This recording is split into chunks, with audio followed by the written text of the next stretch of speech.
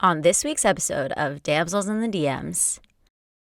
Dear damsels, a month ago, I matched with this guy who is totally my type physically. Romantically, though, I feel like things aren't lining up. The one thing I noticed is that our love languages seem different. I'm really into quality time and physical touch, and there have been a few times where we have plans, but the second something comes up with friends, he becomes oblivious to what we already agreed to do. I'm on the fence about dating other people because something is telling me not all hope is lost. Do I tough it out or date more than one person at a time? Sending love from the Windy City for lust or love language.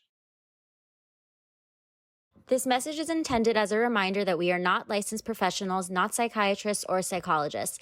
If you have a serious problem, please seek professional help. The National Suicide Hotline is 1-800-273-8255. That's 1-800-273-8255. There's some damsels in the DM. Yes, queen. Tell us what's the vibe.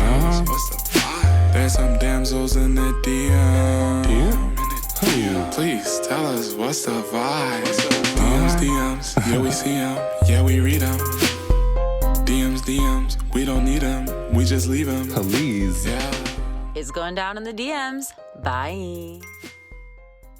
Hello, everyone, and welcome to another episode of Damsels in the DMs. I'm Lauren. And I'm Alejandro. And today, oh my goodness, I'm really, really excited for listeners to dig into the episode with Armando Ibañez, a queer Mexican filmmaker who is just so vibrant and so talented and so honest about his experiences and filmmaking and exploring his identities and finding love, bouncing in and out of love. Oh my God. What do you think of today's episode? Unbelievable. I mean, truly an unbelievable story. Just like as he was talking, you really see the passion for what he's doing and the persistence that he needed to pursue what he wanted to pursue. And that was just incredibly inspiring to me. So I'm excited for you all to listen. Let's get into it. Armando, how are you? I'm good. I'm good. Excited to be here. Thank you for having me as your guest. Thank you so much for coming on. Oh my goodness. I mean, we're coming up to another series of days for filming Undocumented Tales. So it seemed like perfect timing to have you come on board, talk about your journey as a filmmaker, but also get into some nitty-gritty details about your dating life, if you're comfortable. Love that. Love that. Never been asked about my day life. So I'm excited Now about is the time. that. Yes, we're gonna have fun. Hell yeah.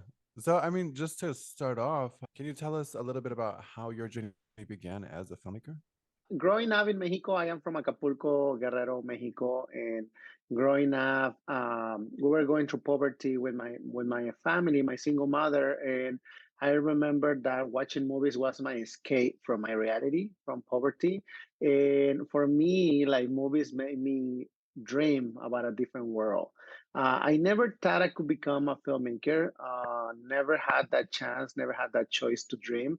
We were always surviving, and then all of my childhood adolescence was the same, and when I was around 17, 18, my family took the decision to come to the US to have a better life, pursuing a better life, and we came to the US, and I was still in survival mode because I didn't know what mean becoming an undocumented immigrant meant, and we were living here, and I was told like, don't tell anyone about being undocumented, don't get in trouble, learn English if you want to get a better job. And I started working in the restaurant industry, and at the same time, all of my 20s, I was living with depression, and I was very sad because I wanted more for my life, but I didn't know what I wanted.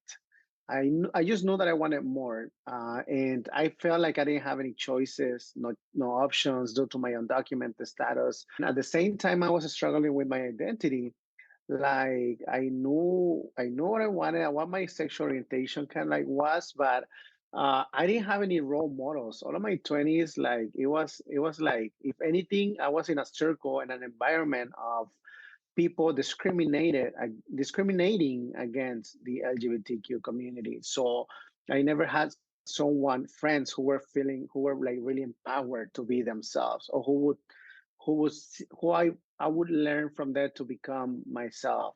And I spent all of my 20s like that, just working and feeling depressed and thinking this is over. I'm running out of time. I'm gonna marry one day a girl. I'm gonna have children, and I'm gonna work in this restaurant for my entire life. That's all of my 20s. And it was around when I was 30, when I turned 30, that I was watching on the TV a movement of undocumented activists marching on the streets, shouting undocumented, unafraid.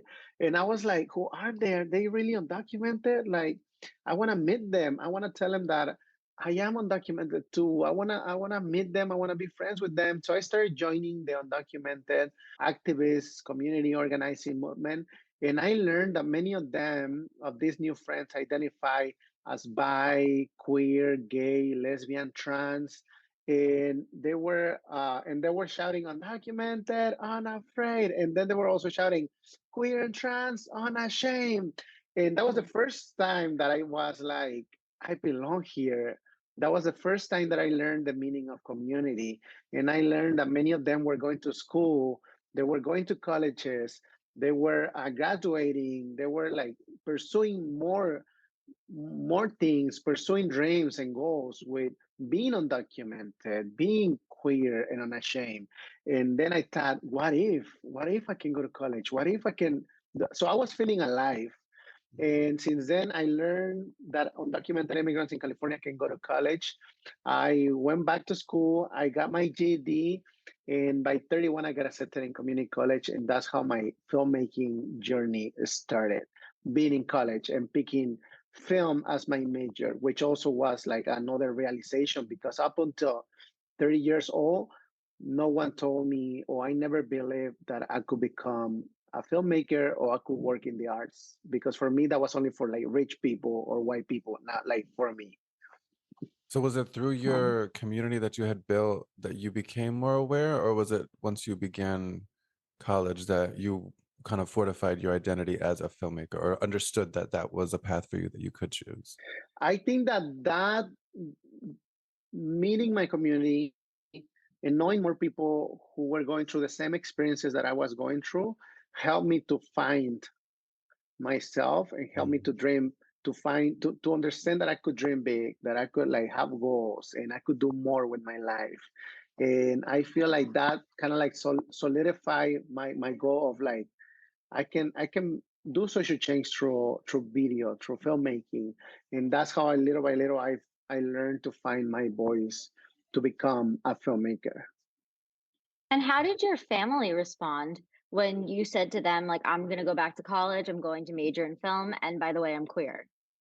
College, it was something that at that time a lot of people were like, friends were rooting for me because they saw how excited I was to like Mm-hmm. go to college and getting my GD. But when I told my friends, when they were asking me what's going to be your major, when I told them like, oh, I'm going to study film, I'm going to be a filmmaker, a few of them gave me this silence as an answer, and that's because we were in a circle where, again, dreaming big or dreaming of the arts is not something for us that we can achieve to dream. We don't have that choice. So my friends were in that same position. That silence for me was like telling me, like, come on, like you waited all of these years and you're gonna pick film as your major. Like you should pick something that is worth, that it's valuable, like, because films and the arts was not seen like that by people around me. Some of them, my mom supported me with that, everyone. But when I came out, I did a struggle with family acceptance because my mom is very religious. She quoted the Bible, and she told me that there was in the Bible, there was this town where there were a lot of people like me, and that God burn that town, those Oh two my goodness. towns, which is called Sodom and Gomorrah, Sodom and Gomorrah. I believe. Mm. And I had learned about that before because in gay culture, some of my friends have made jokes about Sodom and Gomorrah. So when she was talking about that, I already knew what she was. I already know or knew what she was referencing to. She said that was not okay, and then she said like you're gonna get cured. We're gonna get through this, we're gonna work on it, and then you're gonna get cured. Oh So my God. I went to another depression again because I was dealing with family acceptance.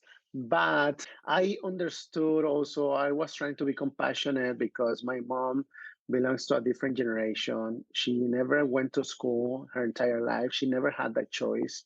And I felt like when we were here in the US, that's when she went to church. So for me, the way I see it is like that was the closest to like an education that she could get, quote. But that was like 8 years ago when I came out to her. And like 8 years later, like everything has changed. She's still in the same religion. She's religious, but everything has changed. And also because I have a cousin in the family who's gay. I have another prima who's lesbian. So we all have done a lot of work in the family. So everything's different now. Alejandro, didn't you also go to a camp or something that tried to cure you? No, no, I never went to a camp that tried to cure me, but my mom, she definitely said something similar. Not necessarily about Sodom and Gomorrah, but like I remember the line of God made Adam for Eve, not the other, not for anything else or something like that. So, and there was like little mini conferences I remember we tried having with a priest who was a family friend of ours.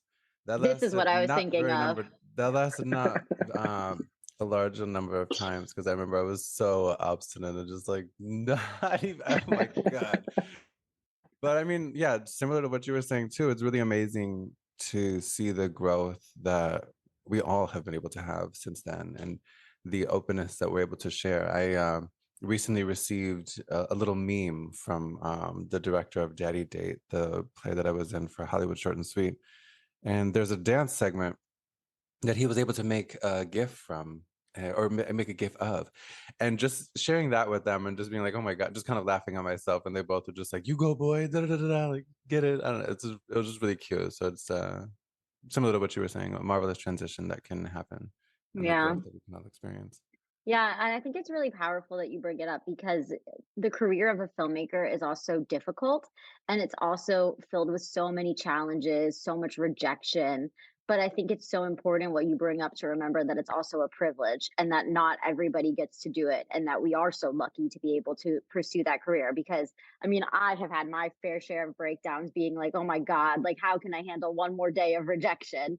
But I really appreciate that you bring that up. And I'm curious like it seems that Undocumented Tales came from some of your own experience, but I would love to talk about how you got inspired to create Undocumented Tales. I'm not sure if we've mentioned yet that Alejandro is also an actor in Undocumented Tales, the fifth season, correct? Fourth, Boy. fourth. Fourth season. Okay.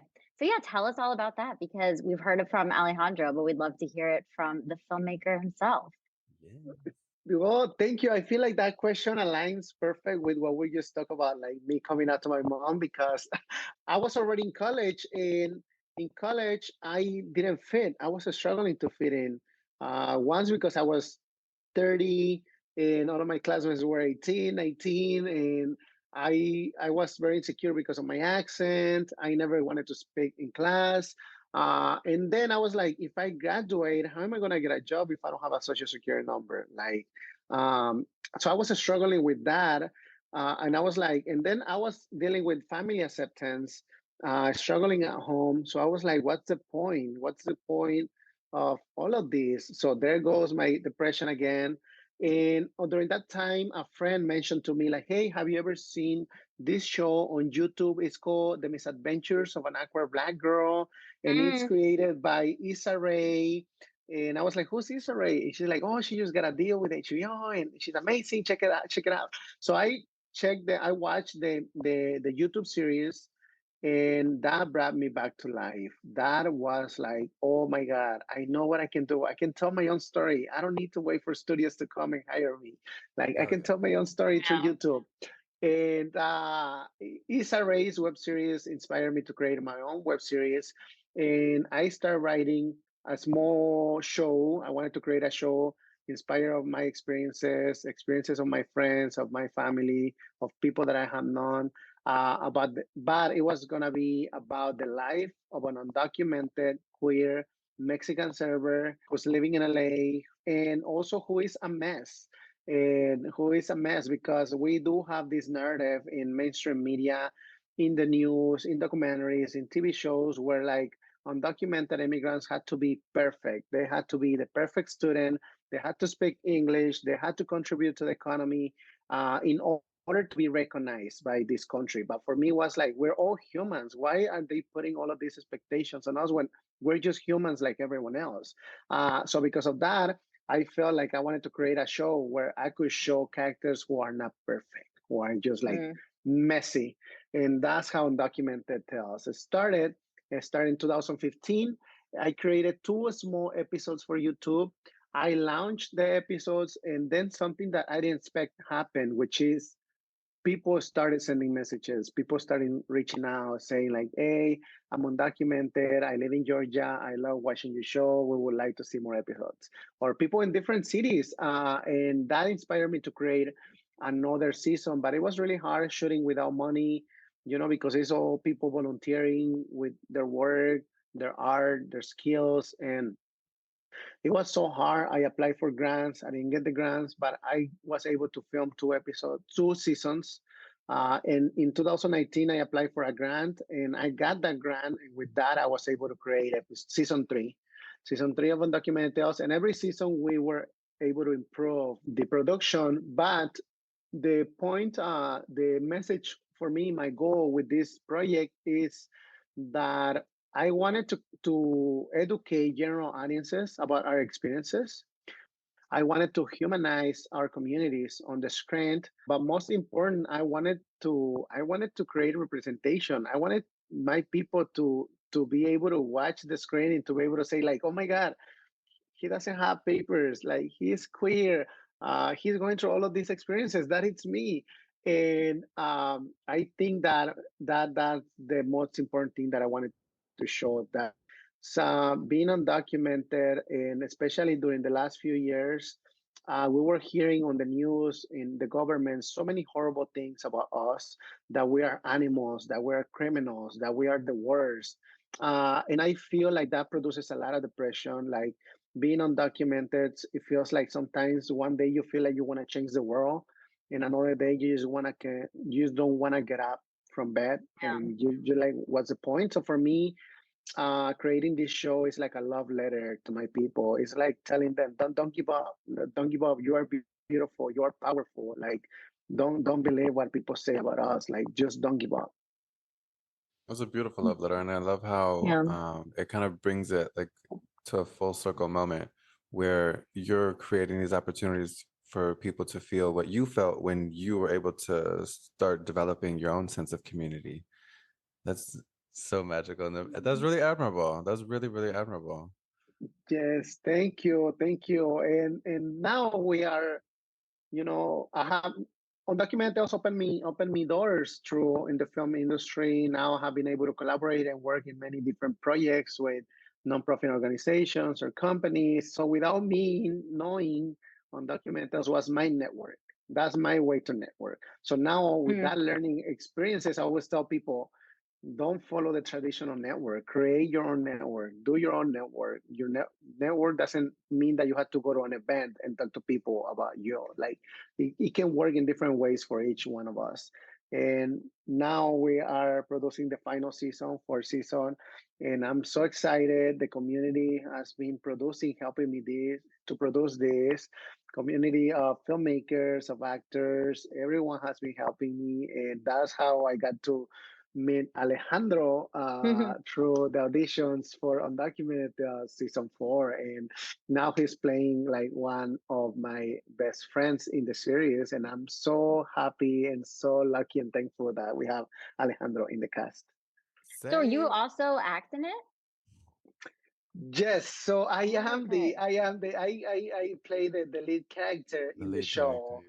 And that's something also that it's been a learning experience for me. Acting is very underestimated. Like a lot of people think that anyone can act, but I feel like acting, as I keep growing and learning more about acting, it's honestly it's a profession as same as any other profession, but Hmm. people don't value actors as they should. And the way I learned this is because a lot of my friends every season they say like, I want to act in your series, I want to act. And when I bring friends to the project, they cannot articulate a word in front of the screen because they get so nervous. And they're like, oh my God, I thought it was easy. I'm like, this not easy. Like, it's not Um, easy to act. It's a profession that you had to learn. It's a skills. And for me, this is why for me, theater, it's like the main acting, training. For whoever does theater, my respects, because theater is like is the best training for actors. And but in general, I feel like acting it's there's a lot of people that tell me, I want to act. But for me, I have learned as a director who does auditions as an actor, I always tell people, if you don't want to commit, if you don't have the commitment, the discipline to study, to rehearse, to prepare, to spend time on it, to sacrifice your free time, um, you you don't want to be an actor. You want to be famous, and there is a hmm difference. A lot of people want to be famous. A lot of people want to be actors. So those who are committed, because everyone has the passion for acting. A lot of people that say I want to be an actor have the passion for acting, but we don't need passion only. We need commitment and discipline. And the real actors have those three things: commitment, passion, and discipline. And many others, they say, like, I want to be an actor, but I don't want to rehearse. I don't want to do a casting. I don't want to just put me in front of the camera. I'm like, it requires work. Uh, you hmm know, Yeah, I yes. totally agree. But how do you find balance between your filmmaking and when you're working and then finding time for romance? Do you even have time to find romance? Is that even a priority for you at this time? I mean, it's always a priority. I mean, Okay, okay. I mean, if we're gonna get real, Time to get real. if we're gonna get real, I feel like I do wanna be with someone. I wanna have my cute boyfriend and everything, Hmm. but I wanna have spend my times, my weekends, with someone, going to the park, movies, and all of those things. But because it's cute, love is beautiful. I think that everyone, a lot of people are close to experience love, but me, I am open to experience love every chance I get, and. But the reason why I think I'm single right now is because, thanks God, I have learned through years to love myself. Love myself means not begging for the love that is not given to you. And that took me many years to learn that. And I think with that, I'm giving you the biggest spoiler of Undocumented Tales last season, which Well, don't is give too much if you don't want to. which is like, learning to like love ourselves first, and knowing that we cannot be begging for love. We cannot be begging for love. And if someone is really interested in us, like, they had to show it. They had to give us the attention that we deserve and that we provide. And that's why I feel like I've been going out probably here and then on dates, but if it's not mutual, the attention, I think that I have learned to say, like, okay, this is not working out. I'm just gonna like stop this and walk away. So, but I am open to love. I've been always open to love. And I was in the closet for like 27, 28 years. Like, I cannot be close to love. I want to be I open to No know. love. going back I now, kind of no. want to back up and talk about that because so you weren't out until you said you were 27, 28. So Yes. what was it like at that age having your first queer experience? Did it feel liberating? Was it scary? Like, how did it feel jumping into that part of your identity at that age? Yeah, I thank you for that question, because I feel like at that age, it felt confusing again, because I didn't have queer friends. I didn't have gay friends. I didn't have, so I was trying to figure out things, but also I was scared. I was scared to experimenting, because everything that I was taught before that, it was supposed to be wrong. All of my feelings were wrong. Were supposed to be wrong. So I was always trying to explore my identity with fear, but that didn't stop me. That didn't stop me from exploring. I remember when I was like 24, 25, I drove by myself to a club that I heard of, a gay club, and I drove by myself and I went to the club and I was in the corner of the club by myself for like 1 hour just watching everyone, everyone dancing and flirting and kissing each other. And then I left the club and I went home. So little things like that. I was always like with fear, but experiencing. So now that I think about how my experience was really coming out or exploring, I feel like everyone has a different experience, but I feel like that makes us powerful, that we keep exploring however it is, whatever it is, however our journey it is. So for me, talking and talking to a boy, talking to the first gay boy who was out, my love interest, my first love interest, it was scary because he was out and I was not. And I was always like going out to places, and I didn't want to touch hands. I didn't want him to kiss me. And I was so scared of the people watching me. And so it was definitely something. And I thought it was always going to be like that. I thought it was always going to be like that. But now I see it as it was part of my process of coming out. That story, that relationship didn't work out. Again, I was like 27, didn't work out because just not because of that, but it's because like we were different. We had so many differences and we were not in the same page. But now I think about it and I'm like, would I date someone who is in the closet? And I think I would because I would come from a different experience. I don't know how that will be, but I think I will be open to support someone who's like not ready to come out. And I would, but that comes with, are you able to respect that? And I think I would. What you were describing, though, as far as like the comfort in your identity and, even comfort in terms of holding hands with another guy, was that helped by a different relationship or was that achieved by more self-work or self-healing? I think a little bit of both.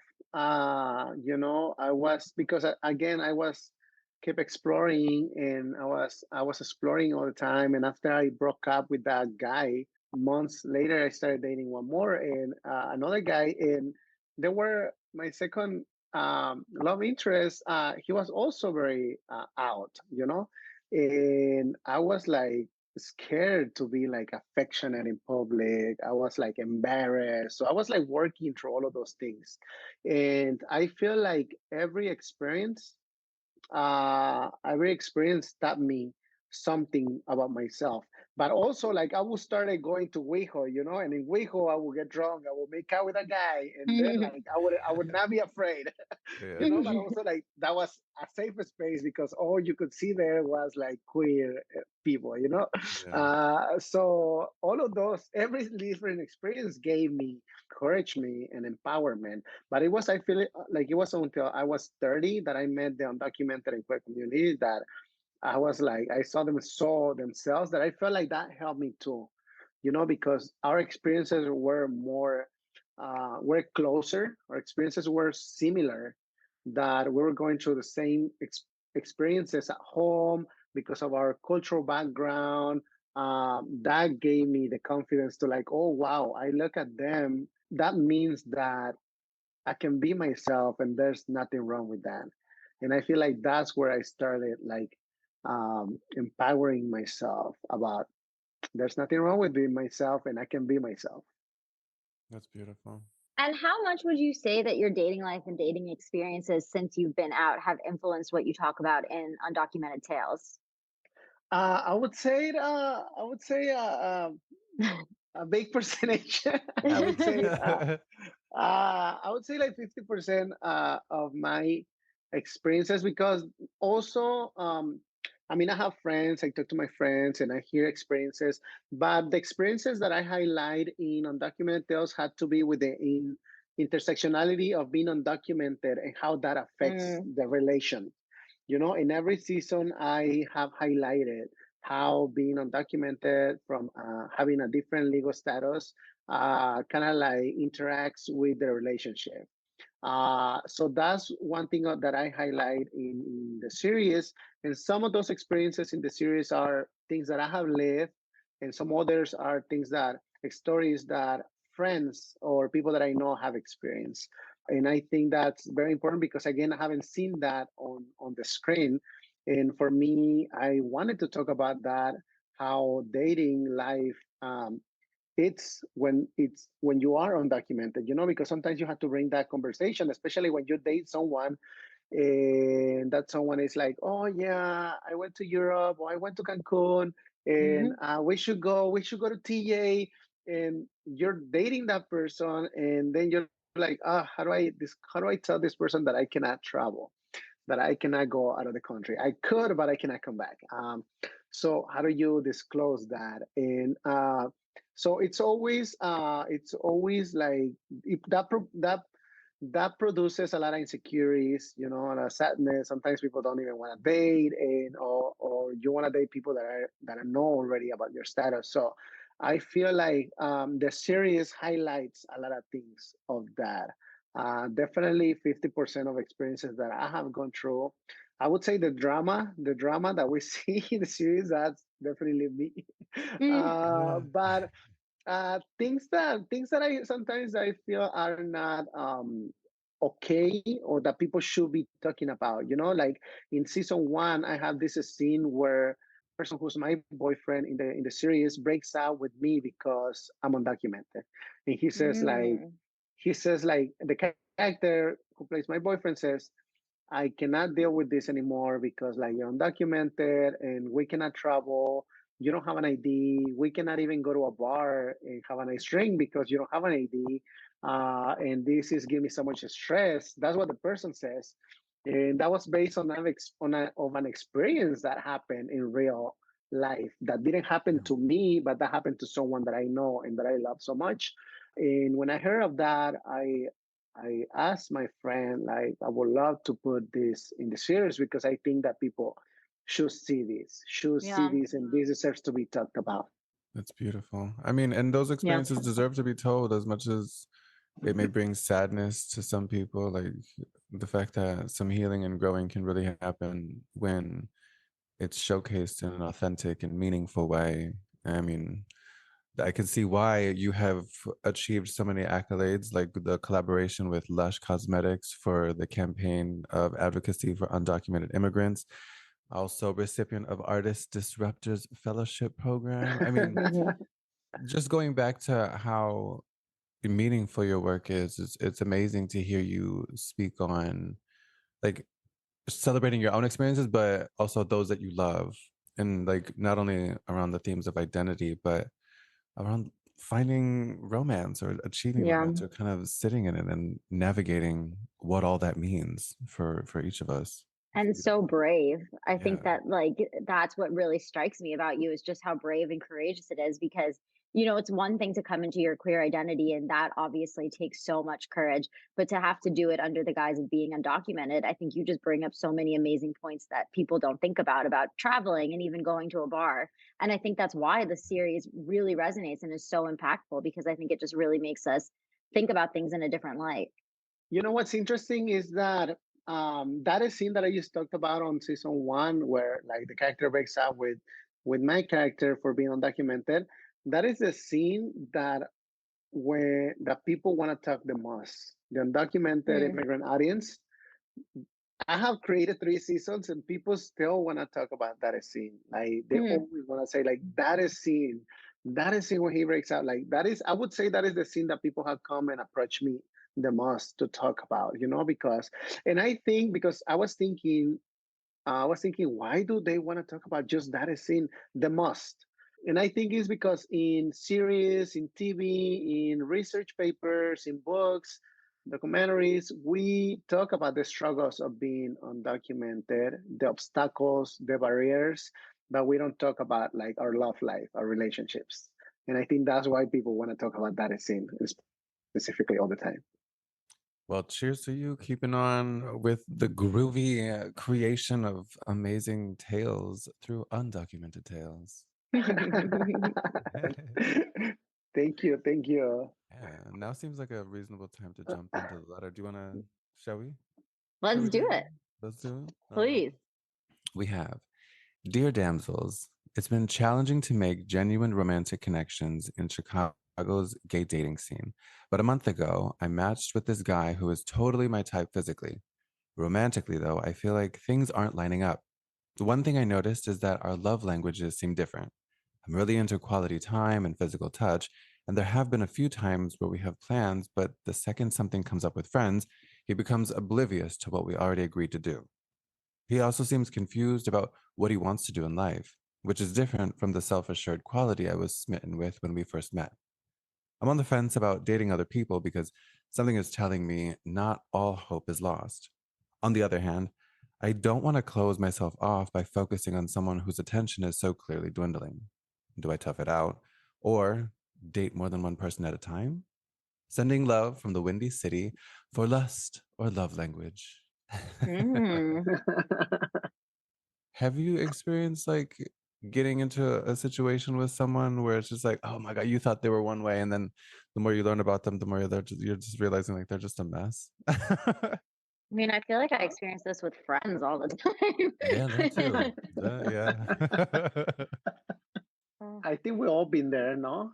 Maybe. Yeah, myself Yeah. included, probably. Shit. I feel like from my experience, I think that that comes from like having these hard conversations, right?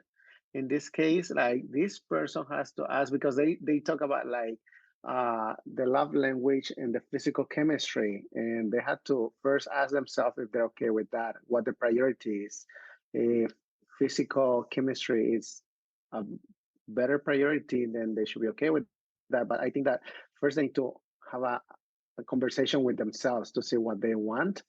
I feel like having a hard conversation with the person, but also when it seems in the letter that they talk about like this person not knowing what they want in life, Hmm. and that's been one of the things that I struggle the most because I feel like with me a lot.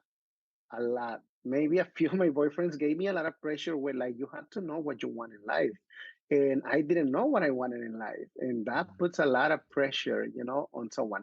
So in the letter it says the person says that they knew what they wanted at the beginning, and now they don't. I think that that's totally okay. I think that there's nothing wrong with that because the meaning of life, the goal of a human being is to find happiness or in their lives, and that means that maybe today I know what I want, but in 3 years I'm gonna go, I don't know how I'm gonna think when I'm 43 or 45. Maybe I will want something different and I wouldn't know what it is. So I feel like it's always trying to figure out something. So for me, I feel like there's nothing wrong with that, unless you really want someone who's like, who really wants something forever, But I feel Yeah. like that opens a different conversation. Yeah, I don't know if I'm feeling like particularly bold today or something, but in my opinion, after reading this letter, I almost feel like you should date another person. And the reason that I say that is because a month into a relationship, I feel like is the honeymoon stage and when things are really exciting and really new. And if you're already feeling like after a month that you're not really into this person, to me that's like a red flag because this is the time where things are supposed to be so loving, so exciting, and you haven't really quite figured out each other's love languages yet. And to me it's like it's too early that it would bother you that somebody didn't know what they wanted to do in life. And I completely agree with you, Armando. Like, I think that it's totally fine to not know what you want to do right away and be figuring things out. I think we all go through crisis. At least I think I go through a crisis every 4 years where I start to reevaluate what I'm doing and what's going on in my life. But yeah, so I think the fact that you're suggesting should I date another person makes me think Yeah, why don't you date another person? Because if you date this other person, and let's say that the person that you've been seeing is okay with this, it's either going to do one of two things. One, it's going to show you, okay, I actually really like this person and I don't want to be with other people. Or two, it's going to show you, actually, I don't like this person. It's very unlikely, in my opinion, that you'll go on a date with somebody else and be like, I still feel totally neutral and I still feel totally confused. I think it's going to be it has an effect on you one way or the other. So, in my opinion, I think that you should explore other opportunities and see how you feel after doing that. I had a feeling you were gonna go down that No. path of a response. I knew it. It was just like, just move on, cut it out, da da da, keep it grooving and Why moving. waste your time? Why waste time? No, you're right. You're right. Yeah, a month is a while. A month is a while. I guess I'm like, I would recommend, yeah, maybe like a little bit of both of what you're saying. Just like stick it. I'd say have a little patience, and at the same time, like don't hold yourself off from exploring other options, because yeah, there's a lot to choose from. And I think if it's nothing serious, I mean, there's nothing wrong with seeing what else is out there in the landscape. Maybe. But also, like, yes, I agree with Lauren. I agree that like this is what I meant by saying like hard conversations. Yeah, Like, you need to sit down with this person and ask them, what is it that you want? What are your expectations? Do you want just sex? Do you want like something more serious? Do you want us to be friends with benefits? Do you see me as something else? Like, I need to know, and that way we know if we're on the same page. yeah, And if what you want, I need to see if I want that too. But hmm what I don't want is to be confused. And I feel like that's what exactly I say, which is like you need to move on if this person doesn't even know. Like in terms of that, in terms of like couple, if they don't know what they want, then like in that they need to figure out what they want. yeah. Because sometimes like gays can tell you like, oh, let's be friends, but then they act like boyfriends, and then they're like, oh no, I don't want anything serious. But they do completely the opposite. So it's the gay scene is very confusing. Right. It is, it can Well, be. and also the grass is always greener, right? Like, I don't Uh-huh. know. The other thing that I was thinking about reading this is like I think that the thing that you should be in love with somebody or love about them is their personality. And the fact that what you love about this person is how they look, like looks are going to fade eventually. So to me, the thing that you need to love about a person the most is their personality. And the fact that the thing that you're bumping up against here is their personality and not their looks is what to me is the red flag and why you should potentially explore your options because looks are going to fade. Reminds me of what you said before too, of like making sure you pay attention to how a person makes you feel, Right. Yeah. which I mean, yeah, that should always be taken note of. Totally. Yeah, exactly. And the other thing that I was going to say about it is, usually you hear about people who really like the way somebody's personality makes them feel, but they aren't attracted to them. And then because they like their personality so much, the attraction grows on them. This person is the opposite effect. And I just think that for a long lasting relationship where things are going to get tough, you're going to face challenges together.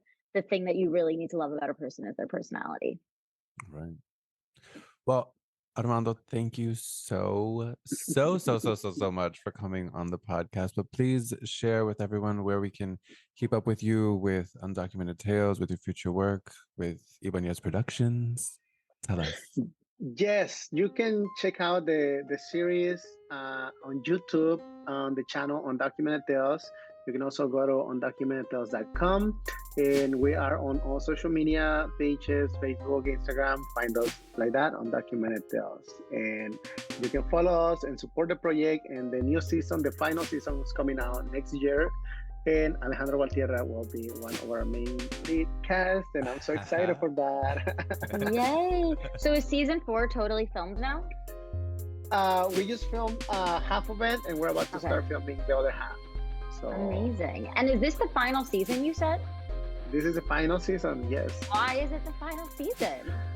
I originally planned 5 seasons, but I think it's gonna be 4 because I really want to like because we're doing it without resources, so it takes a lot of time. It takes more than a year to produce every season, and I really want to start writing other projects and try to get together different projects. All right, everyone. Well, you heard it here. You better start enjoying Undocumented Tales ASAP. Thank you. Thank you. All right, everybody. Well, thank you so much for tuning in to another episode of Damsels in the DMs. We hope you enjoyed it. And don't forget to keep writing us your letters, sending us the DMs, and checking in and reviewing our podcast, because those matter. And we always appreciate amazing feedback. And if you have particular guests that you want to hear, tell us about them and we'll bring them on. Yes, please subscribe, rate, review. That really helps us, as Alejandro said. And as always, please write into us with your tribulations and qualms. We'd love to know. So many qualms and tribulations. Oh my goodness. We have all the ears in the world to hear. All right, everybody. Well, it's been another episode of Damsels in the DMs. Until next time. It's gone down the DMs. Bye. DMs, we don't need them. We just leave them. Please. Yeah. It's going down in the DMs. Bye.